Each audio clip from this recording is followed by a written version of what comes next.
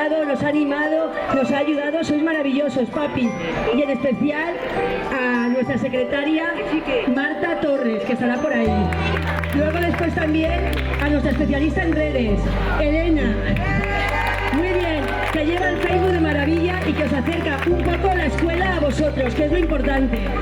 Luego después también a nuestro speaker que es el abuelo de Aina, que también es de la escuela.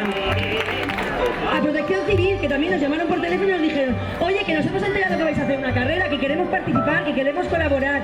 Y también, pues muchísimas gracias. A la policía local, que también súper majos todos. Y luego después, personalmente, quiero agradecer a todas mis compañeras, porque todas hemos puesto nuestro granito de arena para que esto sea una realidad. Muchísimas gracias, no lo podéis imaginar lo contentas que estamos. La verdad es que, bueno, yo me llamo Maite, vengo en nombre de Paes Hospital porque no todos podemos siempre acudir a todas las cosas, nos lo repartimos y yo he tenido la suerte de que me tocara venir a Ruzafa, que me encanta y que además, bueno, que sois un ejemplo, este barrio, yo creo que para el resto de Valencia. Ojalá todos los barrios funcionaran con este carácter que tenéis tan solidario, tan de calle, tan divertido. Muchísimas gracias a la escuela Patufet porque nos han elegido entre tantísimas ONGs que hay en Valencia que hacen una labor tan encomiable cada una de ellas.